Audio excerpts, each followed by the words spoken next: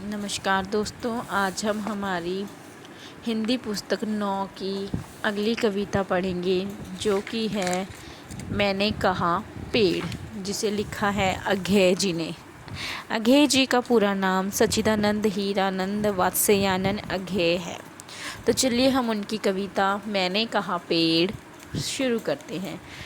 दरअसल ये कविता कवि और पेड़ के मध्य एक बातचीत के रूप में दिखाई गई है। तो चलिए इसे हम शुरू करते हैं। मैंने कहा पेड़, तुम इतने बड़े हो, इतने कड़े हो।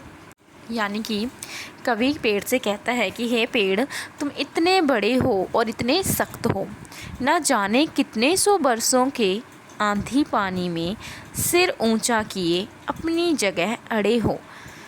कवि पेड़ से कहता है कि कितने ही वर्ष बीत गए, कितने ही आंधी तूफान आए, पर तुम अपना सिर ऊंचा करे अपनी ही जगह पर बिना गिरे खड़े हो।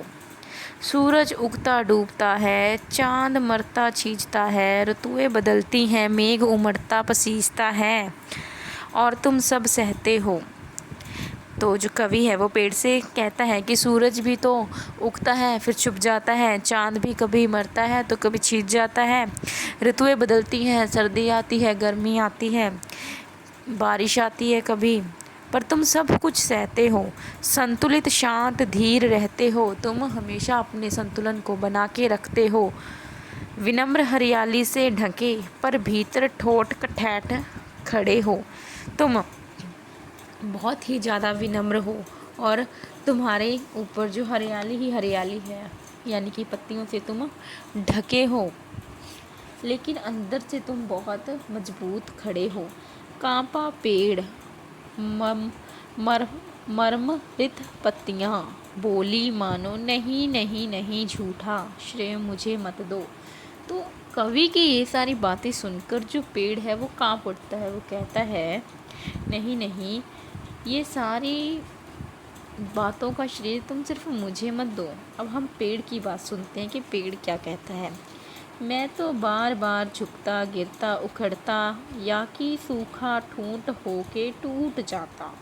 तो पेड़ कहता है कि मैं तो बार बार गिरता हूँ, बार बार झुकता हूँ और टूट कर रह जाता हूँ और सूख कर ठूठा हो जाता हूँ कभी कभी। श्रेय है तो मेरे पैरों तले इस मिट्टी को, जिसमें ना जाने कहाँ मेरी जड़ें खोई हैं। कवि कहता है कि अगर तुम्हें मेरे इस खड़े रहने का, अडिग रहने का, मजबूती का श्रेय किसी को देना चाहिए तो वो है इस मिट्टी को, जिसमें मेरी जड़ें समाई हैं। ऊपर उठा हूँ उतना ही आश में, जितना कि मेरी जड़ें नीचे दूर धरती में समाई हैं। यानी कि जितनी गहराई में मेरी जड़ें नीचे ज़मीन में होंगी, उतना ही मैं ऊपर उठा हूँ। श्रेय कुछ मेरा नहीं, जो है इस नामहीन मिट्टी का।